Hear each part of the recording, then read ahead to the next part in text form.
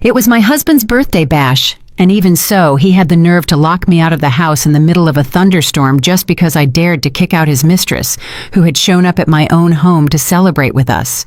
While I was shivering out in the rain, I watched through the window as they laughed, ate, and opened gifts like nothing was wrong. An hour later, a luxury black car pulled up in front of the house. I froze. It was my grandmother from down south, who I always thought was just a simple country woman, but in reality, she was a multimillionaire. Seeing me soaked to the bone, she looked at me, looked at the house, and said just 3 words: "Tear it apart." What happened next turned my husband's birthday party into the beginning of his total ruin. But before I tell you everything from the start, tell me in the comments what city or state you're watching this story from, and don't forget to like and subscribe so I can keep bringing you even more intense stories. The house was full of life that night. The massive crystal chandelier in the main foyer bathed everything in a warm light that reflected off the walls decorated with flowers and balloons. Music played in the background, just barely under the hum of conversations and the loud laughter of the guests. It was Kyrie's birthday, my husband, and I had been working non-stop since sunrise to make sure everything turned out perfect. I checked the catering, corrected the decorators, counted silverware, arranged centerpieces, and even personally ironed Kyrie's suit. My legs and back were aching. But the only thing I wanted was to see him happy and proud of his party. I thought maybe tonight he would actually remember that I was still his wife. While I was carrying a tray of drinks, I stood in a corner observing him. Kyrie was surrounded by colleagues and business partners, laughing loudly, gesturing as if he owned the world. He looked sharp in his expensive suit, the designer watch gleaming on his wrist, a glass of wine in his hand. However, there was something that pierced right through my heart. At no point did he introduce me as his wife. I moved among the guests with the tray held high like just another server. When I approached to offer him a glass of water, he barely tilted his head in thanks, without even looking me in the eyes. That man, for whom I had given everything, didn't even seem to recognize me as the lady of the house. To most of the people present, I was just part of the help. I tried to convince myself I was exaggerating, that he was simply busy attending to his important contacts. I smiled as best as I could at his partner's wives, who looked me up and down with a certain disdain when they saw my simple shoes, my modest dress, and my perfectly pressed head wrap. While they showed off designer gowns, sky-high heels, and loud jewelry, I wore the best I had, something discreet, because Kyrie never gave me much money for personal expenses. He said it was to teach me to be thrifty. Inside, my pride was burning, but I swallowed it all. I kept telling myself this was Kyrie's night, and I shouldn't ruin it. Suddenly, the guests' gazes started drifting toward the entrance. The conversations died down little by little, replaced by murmurs of admiration. I turned my head and saw a woman enter who looked like she had just stepped off a red carpet. It was Vianne. She was wearing a tight, sparkling party dress that hugged every curve of her body. Her makeup was flawless, her hair styled in soft waves cascading over her shoulders. She walked with a confidence that filled the room, as if she knew every eye belonged to her. But what really hurt me was looking at Kyrie in that moment. As soon as he saw her, his face lit up much more than when he had seen me that same morning.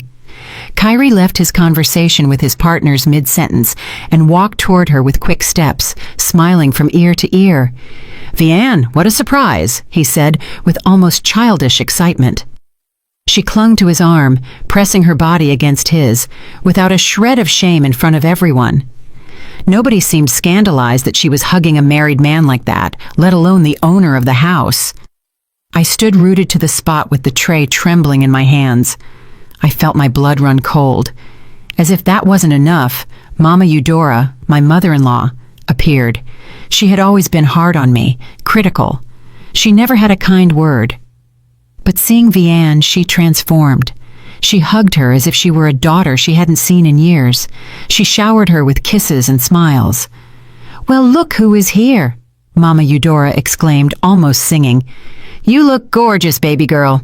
Come, I'm going to introduce you to everyone." She took Vianne by the arm and led her to the center of the living room, introducing her to the important guests. She spoke wonders of her career, her style, her supposed good family background. She treated her, right in my face, like the ideal daughter-in-law she had always wanted. I listened to those words, feeling my world crumble, bit by bit.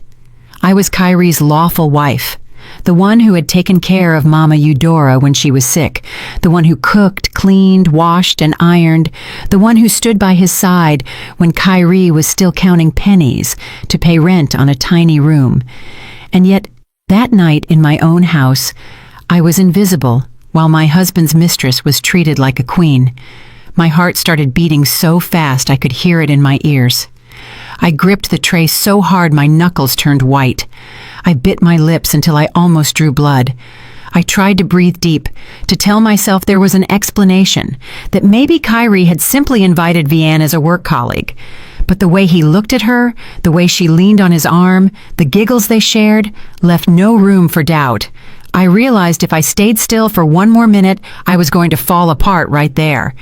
So, without planning it too much, I set the tray down on a nearby table with a sharp thud that made the glass rattle, and I walked toward them with my legs slightly shaking. I planted myself in front of Kyrie and Vianne.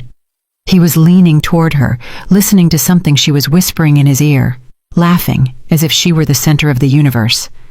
I looked him in the eyes, holding back tears with all my strength. "Kyrie," I said, my voice a bit cracked but firm. "What is the meaning of all this? Why is this woman here, behaving as if she were the lady of the house?" Several guests turned toward us. The silence began to spread. Kyrie wiped the smile off his face instantly and shot me a cold look. "Keziah, don't start," he muttered. "Don't make a scene at my party." Vianne let out a soft, almost mocking laugh. "I just came to celebrate the birthday of the man I love," she added in a sweet voice. "Don't be so uptight and jealous, Keziah. You're ruining the vibe." Her words went through me like a knife, the rage and humiliation mixed with the pain. I felt the blood rushing to my face. Then I pointed to the front door. "This is my house," I said loudly so everyone could hear me. "And he is my lawful husband. I am asking you to leave right now, Vianne. You are not welcome here." The room went silent. Some guests held their breath. The music was still playing, but in a second someone turned it off. The clinking of a couple of glasses stopped abruptly. Mama Eudora reacted instantly and stepped between us. "What a lack of respect!" she yelled. "How dare you kick out an important guest? Vianne has much more class than you, and she fits better in this atmosphere. You are just making a fool of yourself." Every word of hers was like a slap in the face in front of everyone. I looked at her in disbelief. "I am your daughter-in-law," I wanted to tell her. "The one who nursed you in the hospital, the one who drove you to your medical appointments." But Kyrie grabbed my wrist tightly before I could respond. His face was lit up with fury. "That's enough, Keziah," he whispered through gritted teeth, squeezing so hard he hurt me. "You are ruining my birthday. You only know how to create problems." I tried to break free. "I'm only defending my dignity as a wife," I managed to reply. He didn't want to listen. He started dragging me out of the living room in front of everyone as if I were a spoiled child. I felt the stares, the whispers, a malicious smile here and there.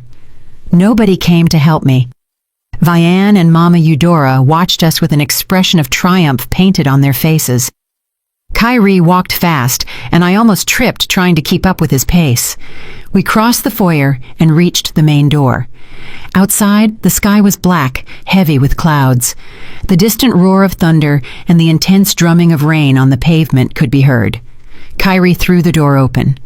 The cold wind and water hit our faces like a bucket of ice.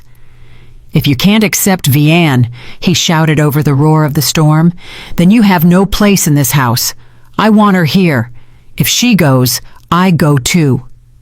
"Kyrie, please," I managed to say. He cut me off. "Take this as your choice." Without another word, he shoved me outside roughly. I lost my balance and almost fell to my knees on the flooded porch. Before I could compose myself, he slammed the door shut. A second later, I heard the metallic sound of the deadbolt turning. That combination of noises, the slam of the wood and the click of the key, sounded to me like the final closing of a chapter of my life. I stood motionless for a moment with my back to the door, feeling the rain infiltrating every seam of my clothes. My dress stuck to my body, my head wrap got soaked, and water started dripping down my neck. I was so cold my teeth were chattering. I turned around again and started pounding on the door with my fists. "Kyrie! Kyrie, open up!" I screamed with all my might. I knocked again and again, but nobody answered. The sound of the music started playing faintly from the other side, as if the party had resumed. The rain intensified. The water ran down my face, mixing with my tears, blinding me. My fingers hurt from knocking so much. Finally, I let them drop to my sides. I took a few stumbling steps and went around the house until I reached the large living room window.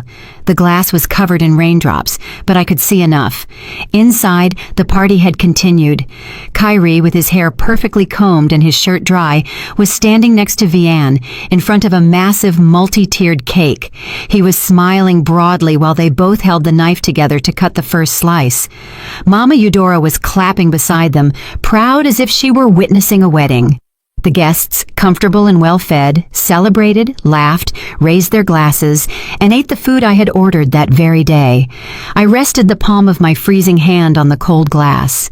For a moment, I wanted to hit it with all my strength, break it, burst into the living room, and scream at them that I was the lawful wife, that house was mine too, that I was dying of cold outside while they toasted.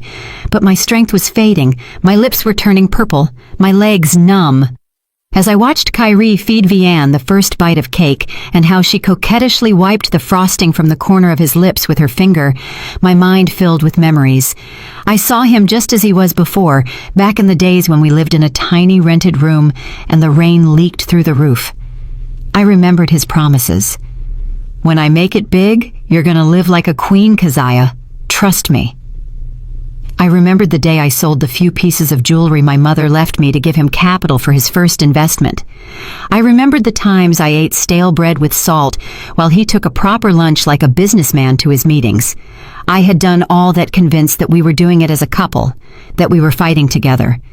And now he was sharing cake with another woman in a house bought largely thanks to the sacrifices I made for love. I don't know how long I stood by the window. The rain soaked me to the soul. Every second became heavier, as if the clock had stopped. The cold wasn't just discomfort anymore. It was a deep ache in my bones. Finally, my legs stopped holding me up. I let myself fall onto the patio floor on the flooded pavement. The water rose up the hem of my dress, surrounded me, froze me. Shaking uncontrollably, I hugged my own shoulders. My breathing became jagged, as if the air had decided to abandon me. I closed my eyes, and between gasps, I prayed in silence. God, if tonight is my last night, don't let all this pain go without justice. Let them see what they have done. I felt sleep pulling me toward a dark well. Suddenly, an intense light filtered through my eyelids. It wasn't lightning. It was a steady, powerful beam approaching. I opened my eyes with difficulty. A huge black car was cutting through the rain and stopping in front of the gate. The shine of the emblem on the hood told me it was a luxury vehicle, one of those only true multimillionaires own. The engine stopped, and almost at the same time, the front door opened. A chauffeur in a dark suit and cap got out quickly, opened a massive black umbrella, and went around the car to the back door. The rain bounced off the umbrella as he opened it with a practiced motion. Then he opened the rear passenger door with a respectful gesture. First, I saw a foot with a low-heeled shoe, elegant and high quality, touching the wet ground firmly. Then appeared an older woman, back straight despite her years, wrapped in a thick coat. In one hand she carried a cane with a gold handle that shone in the porch light. Her eyes scanned the garden, the entrance, the house, until they landed on me, lying on the soaked ground. Her features hardened. She approached quickly, ignoring the puddles splashing the hem of her coat. When she reached me, I recognized her. "Grandma?" I whispered with a thread of a voice. It was my Grandma Hattie, the same one who lived in a remote little town down south, who came sometimes with bushels of rice, collard greens, and fruit, saying it was all from her garden. I had always thought she lived, like so many elderly folks, off a small patch of land. She knelt beside me without caring about the water, took my face in her warm hands, and frowned, full of worry and fury. "Keziah, my baby," she said, "what have they done to you?" She took off her coat and placed it over me, wrapping me firmly, while the chauffeur and two other tall men, clearly bodyguards, approached and stood a few steps back waiting for orders. My grandmother looked up toward the large illuminated window. From our position, you could clearly see Kyrie, Vianne, and Mama Eudora laughing by the cake, as if nothing bad were happening on the same property. An expression I had never seen before appeared on my grandmother's face. Her lips tightened into a tense line. Her gaze became sharp, almost cutting. She stood up with the help of her cane, and without taking her eyes off the house, murmured, but with a tone so firm it sounded like a military order, "Tear it apart." The bodyguards nodded immediately. They didn't ask anything. They started moving toward the front door, walking with decisive steps. The chauffeur helped me get up with enormous care, as if he feared I might break, and opened the umbrella over me and my grandmother as we headed after them. The first two bodyguards reached the main gate. They didn't waste time ringing the doorbell or knocking politely. One stepped forward, planted his foot against the door, and delivered a dry, brutal kick.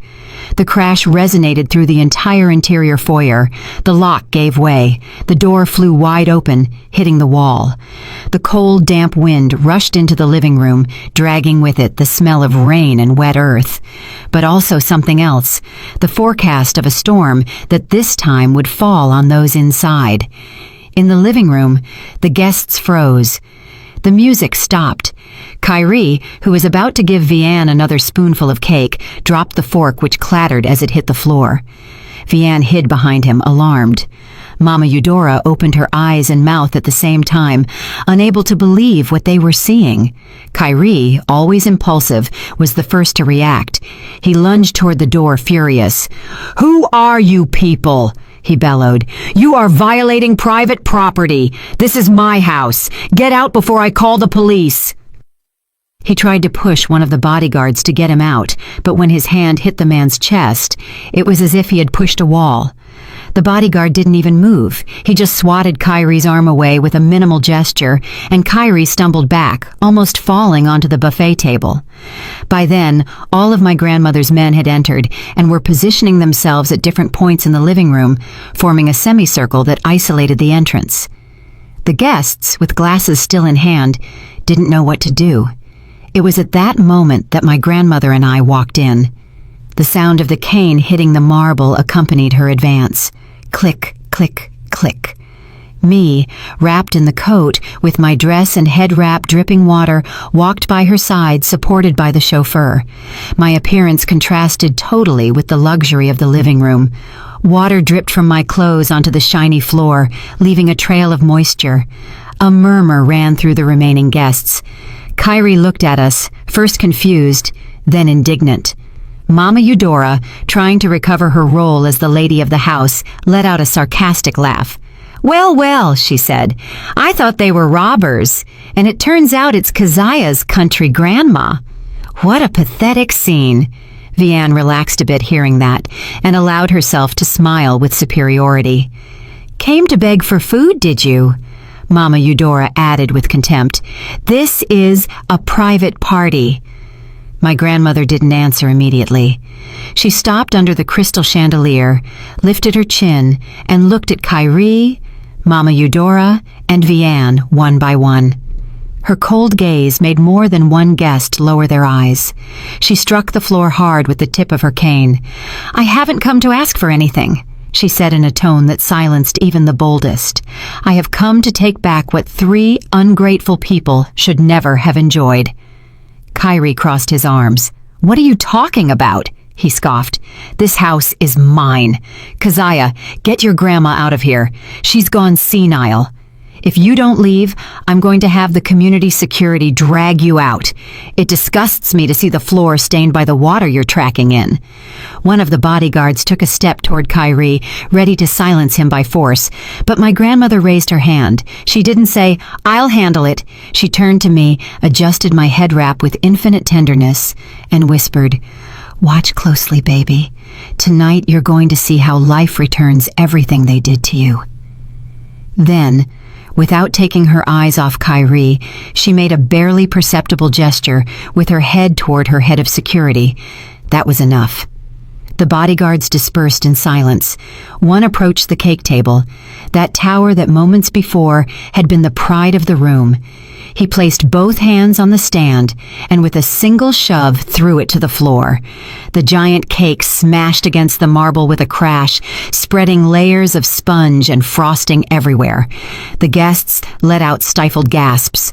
Before they could react, another bodyguard planted himself next to the long buffet table and yanked the tablecloth hard. Plates, silver platters, salad bowls, crystal glasses, everything came crashing down. The sound of breaking glass was deafening. The food I had ordered with so much effort scattered across the floor as if it were garbage. Some female guests screamed in fear, moving away to avoid being hit by shards of glass. A third bodyguard pulled at the structure of balloons and flowers, which fell over several chairs. Another in the back kicked a huge portrait Kyrie had commissioned of himself and Vianne. The frame broke, the glass shattered. The perfect image of the happy couple ended up on the floor, trampled. The room, which minutes before had been a scene of luxury, transformed into a battlefield. Kyrie tried to push through to stop the destruction, but two bodyguards stood in his way, firm as pillars. Mama Eudora was shouting insults at my grandmother, calling her a crazy old woman and a barbarian, while she watched her expensive furniture being dragged, her ornaments broken, her centerpieces destroyed. My grandmother remained in the center, observing everything with calculated coldness. She took a phone out of her coat pocket, typed something, and seconds later the lights began to flicker. Finally, they went out completely.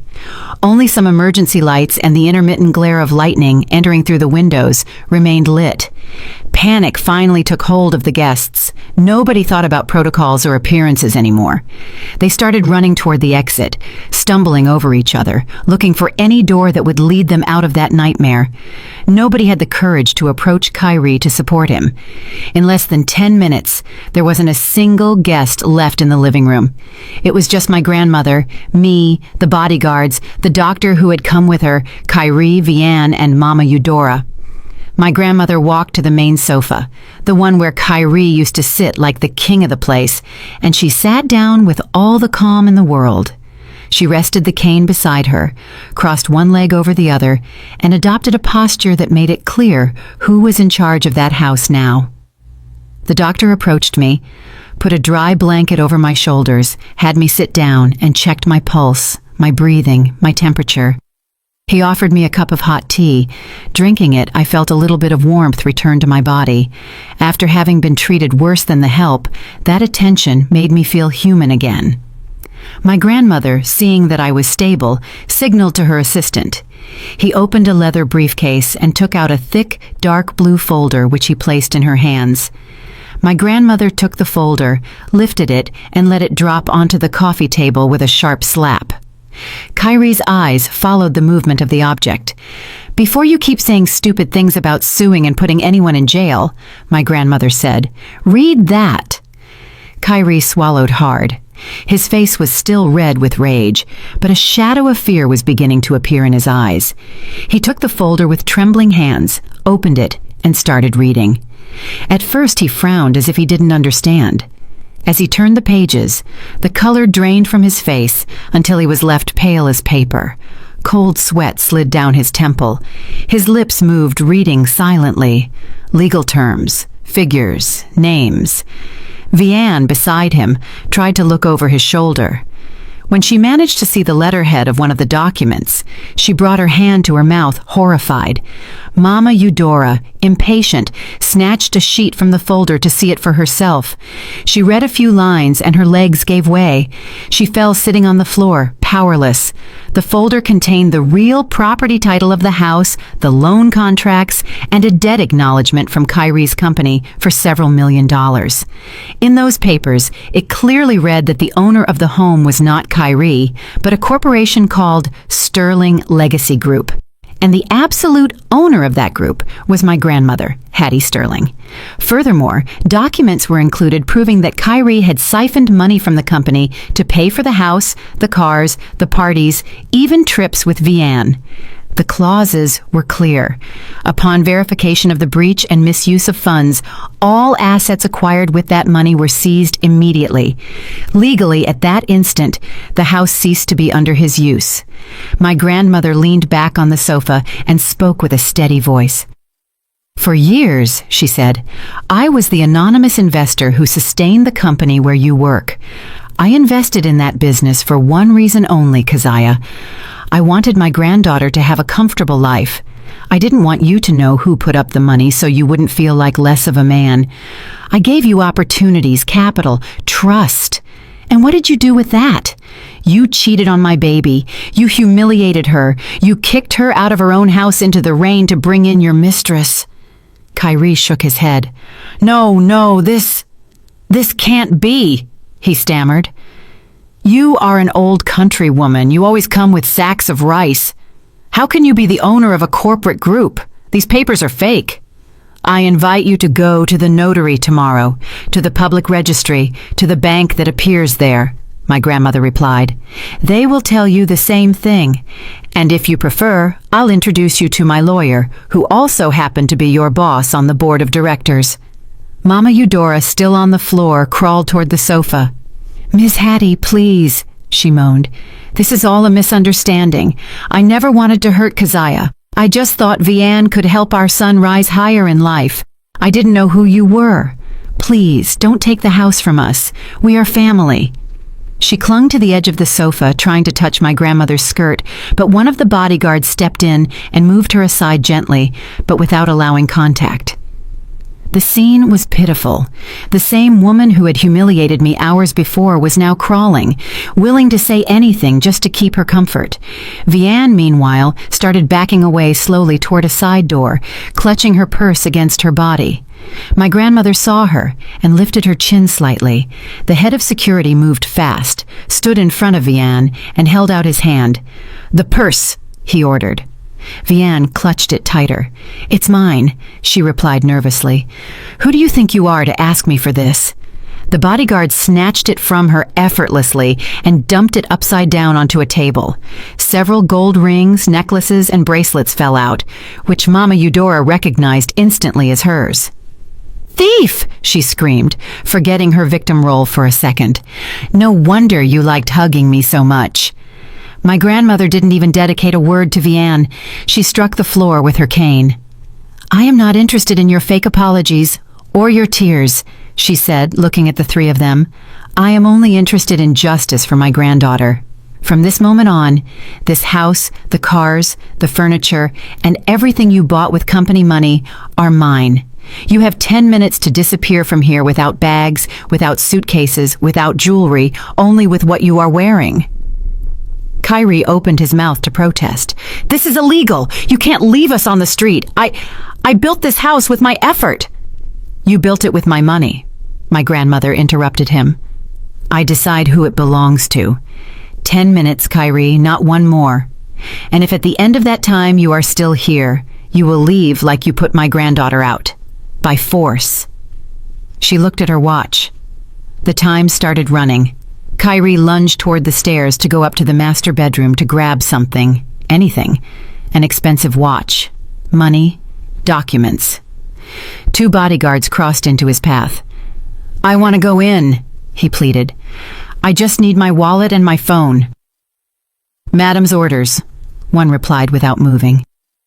"Nobody enters any room. Everything is seized." Kyrie changed targets. He ran toward the table where the keys to his sports car were, but a bodyguard beat him to it, took them, and pocketed them. Meanwhile, Mama Eudora crawled toward me. She tried to take my hand. "Keziah, baby, you are a good woman," she cried. "Tell your grandma not to do this to us. We are your family. How are you going to allow your husband and your mother-in-law to sleep on the street?" She looked at me desperately, expecting to see the same submissive woman as always. I pulled my hand away. "A family doesn't kick their daughter out into the rain to defend a stranger," I replied with a calm voice. "A family doesn't make fun of her pain or call her an embarrassment in front of everyone. Today, you are just tasting a little bit of what you did to me." She wanted to speak, but the words got stuck in her throat. The 10 minutes ran out. My grandmother raised the cane and struck the floor. The bodyguards activated. They formed a cordon around Kyrie, Mama Eudora, and Vianne, and started pushing them toward the exit. They resisted, cried, screamed, tried to grab onto the furniture, the walls, the door frames. It was no use. They were taken to the threshold and shoved onto the porch, which was still flooded by rain. The wind whipped their faces. Their expensive clothes stuck to their bodies. The door slammed shut behind them, and the deadbolt sounded clearly. It was exactly the same sound I had heard when Kyrie kicked me out. Only now we were reversed. Me inside, dry and safe. Them outside, soaked. My grandmother turned to the house staff, who had kept apart out of fear of Kyrie and Mama Eudora. "I want you to clean all this up," she ordered, "and gather all the personal things of those three, clothes, photos, papers, memories. Whatever is worth donating gets donated. Whatever isn't gets destroyed. I don't want traces of them in this house." I looked out the window. Outside, Kyrie was pounding on the door with his fists, screaming, but his voice was lost in the roar of the storm. Mama Eudora was wailing loudly, sobbing Kyrie's name as if he were a child who had a toy taken away. Vianne was looking toward the street, calculating her next move. Inside me, there was no trace of compassion left, just a feeling of sad calm. Finally, life was teaching them what it was like to be on the other side. The rain kept falling on them without mercy. In a matter of minutes, their elegant clothes were as soaked as mine had been. Their hairstyles were ruined. Vianne's makeup melted, leaving dark streaks down her cheeks. The house, which had always been lit up like a display case, turned off several exterior lights on my grandmother's order. The street in front of the mansion was left semi-dark, barely lit by distant street lamps. The guests' cars had already disappeared. None had stayed to offer help. Just like that, it was known instantly that friendships built on money and prestige disappear at the first clap of thunder. Kyrie hugged himself, jaw tight, pride wounded to the bone. He was soaked, without car keys, without a house, and with no idea what to do. Mama Eudora started complaining with her shrill voice between sobs and coughs. "This is all your fault, Kyrie," she accused him. "How did you not realize who that old woman was? How did you allow the company to depend on her? Look where you have us now, under the rain like bums." Kyrie, exhausted and overwhelmed, snapped. "Shut up, Mama," he yelled. "If you hadn't meddled in everything, if you hadn't supported bringing Vianne to the house, none of this would have happened." The argument escalated. Vianne, standing at a certain distance, looked at them with a mixture of rage and contempt. Her dress stuck to her body, her heels sinking into the mud. She didn't shed tears, only gritted her teeth. "You know what?" she exclaimed finally. "I am not going to stay here freezing with you two. I wasn't born to be poor." At that moment, a taxi drove slowly down the street. Vianne ran toward the gate, waving desperately. The taxi stopped. Kyrie tried to approach. "Vianne, wait. Let's go together. We can start from scratch somewhere else." "With you?" She let out a bitter laugh. "To do what? To live in a shack and eat scraps? No thanks. I already wasted enough time with you." She took a step toward the taxi. Kyrie, desperate, wanted to grab the door handle, but she slapped his hand away. "It's over, Kyrie. The only thing that interested me about you stayed in there." She pointed to the house. "I'm not going to carry a loser." She got into the taxi and slammed the door. The car took off and disappeared into the rain. Kyrie stood watching it vanish with his mouth half open. Then he brought his hand to his internal pocket, looking for a small wad of bills he kept for emergencies. It was empty. He understood suddenly that during the chaos of the party, while Vianne was clinging to him out of fear, she had taken the opportunity to steal the little money he had left. The night seemed to have no end. Wet and shivering, Kyrie and Mama Eudora wandered the streets looking for some roof to take shelter under. The bus stops were occupied, porches had gates, security guards kicked them out, seeing their disheveled appearance. Finally, they found a bench in a relatively quiet park. They sat there hugging each other, shaking, waiting for dawn. The bench was hard and cold. Every gust of wind soaked their bones. Mama Eudora coughed nonstop. Kyrie could barely think clearly. The memories of the house, the party, the kick at the door mixed with the noise of the rain. For the first time since he had started making money, he slept on the street. When dawn began to lighten the sky, the sun's rays hit Kyrie full in the face and forced him to open his eyes. His whole body hurt. Beside him, Mama Eudora slept curled up using her empty purse as a pillow. Her face looked dull, very different from the secure and haughty woman she had been. Kyrie woke her up carefully. "Mama, let's go. We have to do something. I'm sure this is all a misunderstanding. I'm going to go to the office. I'll talk to the higher-ups. Surely they don't know what that old woman has done. I'm still a director. They owe me money. We can fix it." That hope kept him standing. With the same wrinkled and damp clothes from the night before, he helped his mother up. They started walking toward the financial district where the company building was. The journey was torture. They walked under the sun that was starting to heat up with empty stomachs. People looked at them with curiosity and even disdain. Their wrinkled, dirty party clothes and their haggard faces contrasted with the impeccable suits of the office workers. Upon arriving at the lobby of the company building, Kyrie tried to regain his composure. He smoothed his hair with his hand, dusted off his jacket a bit, and pushed the glass doors with confidence. But he had barely taken a few steps when the security guards, who used to greet him with respect, blocked his path. "Mr. Kyrie, you cannot enter," said one of them. Kyrie became indignant. "What are you talking about? I am your boss. Move aside before I fire you." "Not anymore, sir," replied the guard with an uncomfortable but firm expression. "A memo arrived this morning. You are fired effective immediately. Furthermore, you are banned from entering the building. Your name is on the blacklist. I'm sorry." "I want to see that memo," demanded Kyrie. The guard, with a sigh, led him to the reception desk. There, stuck to a panel, was a sheet with the company letterhead, and at the bottom, the signature of a legal representative. The text clearly stated that Kyrie was dismissed for violating the code of ethics, for misuse of funds, and for damages to the company's reputation. It also specified that they would proceed with the seizure of all his assets to cover the losses. There was even a photo of him next to the indication, "Person not authorized to enter." Employees passing nearby stared with curiosity.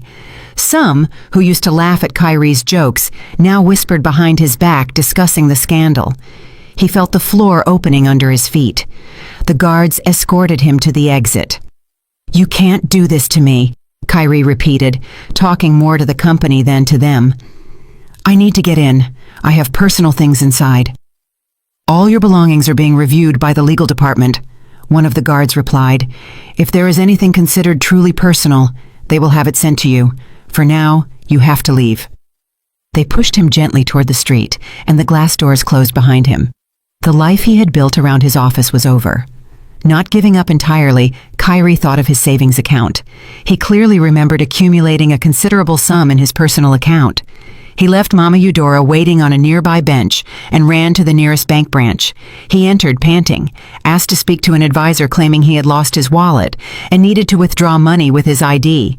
A kind employee attended him, took his details, entered the information into the computer, and as she read the screen, her face turned serious.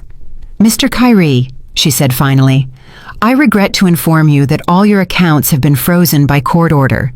It says here there is a lawsuit for embezzlement of funds and that the creditors have requested the total blockage of your assets. Until the process is resolved, you cannot withdraw a single cent." "That is impossible," Kyrie stammered. "That money is mine."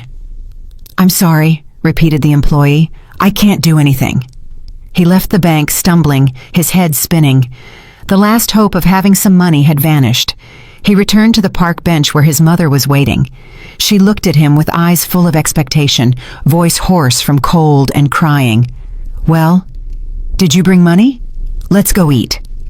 Kyrie shook his head. The words wouldn't come out. Mama Eudora brought her hands to her face and began to cry again, this time with the deep cry of someone who feels the ground disappearing. Hunger started biting at their stomachs. Kyrie checked his jacket, rummaged in a secret inner pocket where he used to keep a few reserve bills.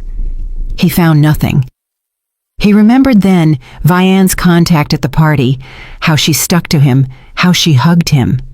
He understood she had also taken that money. He let out a curse, but it was of little use. Finally, with the little they had left in coins, they bought a loaf of bread to share. It was all they could afford that day. Later, desperate to get some cash, Kyrie sold his most expensive suit at a flea market. The buyer gave him a ridiculous fraction of what it was worth. Even so, that money was enough to rent a miserable little room for a week in a humid alleyway and to buy a few portions of cheap food. The room was small, with walls full of damp stains, a tin roof, an old mattress on the floor, and a single bulb hanging from the ceiling. The smell of stale air mixed with the sewage outside. Mama Eudora covered her nose upon entering. "I can't live like this," she complained. "This is worse than a chicken coop." "It's what there is," replied Kyrie, exhausted. "Either this or the street. Keep your mouth shut and be grateful we at least have a roof." That first night they ate in silence, sharing a plate of rice with some cheap stew. Outside voices were heard, arguments from neighbors, someone's TV at full volume, mosquitoes buzzed in the darkness. Mama Eudora coughed more and more. Accessing doctors and medicine was now a luxury they couldn't afford. While they were falling, my life was taking a turn in the opposite direction. My grandmother took me to her main mansion, a spacious estate surrounded by green gardens far from the noise of the city center. There, for the first time in a long time, I woke up in a comfortable bed with clean and soft sheets, without having to get up early to prepare breakfasts or 1,000 special coffees for anyone. The house staff treated me with respect, calling me Ms. Kazia, offering help with laundry, with food, with everything. But my grandmother didn't want me to stay in the position of a protected child. "Money without character will make you vulnerable," she told me. "You are going to learn how to handle what is yours, and if anyone tries to step on you again, they won't have anywhere to attack." Thus began my true transformation. Every day my grandmother sat with me in her office. She explained how the Sterling Legacy Group worked, the real estate projects, the investments, the alliances. She taught me to read financial statements, to understand contracts, to identify risks. At first, I felt intimidated. I had spent years between the kitchen and the laundry room, but soon I understood that deep down, I had always had the capacity to organize, to foresee, to manage. Only nobody had given me the opportunity. My grandmother insisted firmly, but always from a place of love. "I don't want the next Kyrie that appears in your life to tell you that you aren't worth anything. I want him to know that if he loses you, he loses everything." My exterior appearance started to reflect my interior change. I left behind the worn-out clothes I had used for so many years and started dressing in elegant and understated outfits in line with my faith and my new role. My head wraps became part of a curated style, not a sad obligation. Soft makeup returned color to my face. When I looked in the mirror and barely recognized the woman looking back at me, instead of the scared and always apologizing wife, I saw someone who finally knew her worth. The day I entered the Sterling Legacy Group building as the future CEO, the employees stood up spontaneously upon seeing me. I walked to the front of the boardroom and presided over my first meeting. There were nerves, yes, but also a certainty. I didn't have to ask any man for permission to be there. The news didn't take long to reach the media. They spoke of me as the hidden heiress, the new face of the Sterling Group. One afternoon, Kyrie, now turned into a loader at the market, took refuge in a small coffee stand to dodge the rain. He sat on a plastic chair with his back aching from the weight of the boxes he had carried. Above his head, an old television was broadcasting the news. Looking up, he saw my image on the screen. I was sitting in a TV studio answering questions about new housing projects and the company's social programs. My voice sounded secure. My eyes shone. Kyrie stood transfixed, watching. It took him a few seconds to accept it was me. I looked like another person. He felt a knot in his throat. For the first time, regret pierced him beyond the issue of money. He understood he had thrown something infinitely valuable into the mud. Immediately, his mind started looking for ways out. Keziah has always been good, he told himself. She always forgave me. Maybe if I beg her forgiveness on my knees, she will accept me again. She has a big heart. We could start over. The next day, he decided to play his last card. He used the little he had to pay for transport to the financial district and planted himself in front of the Sterling Legacy Group skyscraper. He entered the lobby that looked like marble and glass with his heart pounding in his chest. He approached the reception desk. "I want to see Ms. Keziah," he said, trying to sound confident. "I am her husband." The receptionist scanned him with her gaze. The worn clothes, the stubble of several days, the smell of sweat and the market. Feigning professional calm, she discreetly pressed a button to call security. Through the intercom, she said, "There is a disturbed man claiming to be the director's husband. He seems not to be in his right mind." Kyrie raised his voice. "Tell her to come down. Tell her Kyrie is here. She knows me. I'm her husband." Some employees passing by turned to see what was happening. Stifled giggles were heard. 3 security guards, different from those at his old company but just as firm, approached. "You have to leave, sir," said one. "I am not going to move until I see her," insisted Kyrie. "Tell her I am here." The guards didn't argue. Each grabbed him by an arm and led him toward the exit while he tried to break free, shouting my name. They removed him to the sidewalk and released him there in front of the building. At that moment, a luxury car stopped in front of the main entrance. A chauffeur opened the back door. I got out of the car with my work folder in hand, followed by my assistant. Kyrie, upon seeing me, felt an electric shock. "Keziah!" he screamed. "Keziah, it's me!" He tried to run toward me, but the guards blocked him before he got too close. I heard my name in the distance, and by reflex turned my head. Our eyes met for an instant. In his, I saw desperation, fear, nostalgia. In mine, there was no longer love nor hate, only an immense distance. I tilted my head barely, as if acknowledging the existence of an old acquaintance, and then turned toward the glass door. I entered the building and the automatic system closed the entrance behind me, separating our paths permanently. Kyrie remained on the sidewalk with his hands hanging at his sides while people walked around him without paying attention. Time marched on. In the little room in the alleyways, the air became heavier and heavier. The dampness worsened. Mold took over the walls. Mama Eudora weakened day by day. The cough became more violent and frequent. The prescribed medication cost more than they could pay. Kyrie, sitting by the half-open door, counted the few coins left in his palm. He knew they weren't enough for the month's rent. The landlord had already started pressuring them.